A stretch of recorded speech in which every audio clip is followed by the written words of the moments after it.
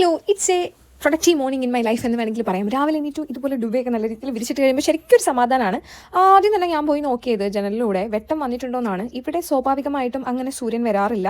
1-2 ദിവസം മുന്നേ വലിയ കുഴപ്പമില്ലായിരുന്നു. ഇപ്പോൾ വീണ്ടും പഴയതുപോലെ ആയിട്ടുണ്ട്. അപ്പോൾ ഇവിടുത്തെ ക്ലൈമറ്റ് ശരിക്കും അൺപ്രഡിക്റ്റബിൾ ആണ് എന്ന് വേണമെങ്കിൽ പറയാം.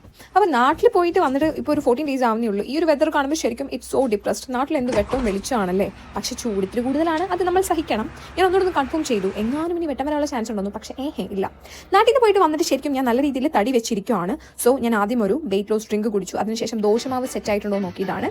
ഇനി നമുക്ക് സൂംബ ചെയ്യാം. സോ സൂംബയ്ക്ക് മുന്നിലുള്ള സ്ട്രെച്ചിങ് ആണ് നിങ്ങളിപ്പോൾ കാണുന്നത്. അങ്ങനെ സൂംബയൊക്കെ കഴിഞ്ഞിട്ട് ഞാനൊരു ലെമൺ ടീ അങ്ങോട്ട് അകത്താക്കി. അതിനുശേഷം രാവിലത്തെ ബ്രേക്ക്ഫാസ്റ്റ് ചപ്പാത്തിയും ഗ്രീൻ പീസും ആയിരുന്നു. ശരിക്കും നാട്ടിൽ നിന്നപ്പോൾ രാവിലെയും വൈകിട്ടും ചായ, വൈകുന്നേരം എല്ലാ ദിവസവും ചായയുടെ കൂടെ കടി.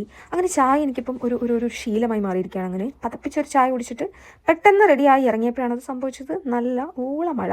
ഇപ്പം എനിക്കിത് ശീലമായി. അപ്പോൾ അടുത്ത വീഡിയോയിൽ കാണാം. ബൈ.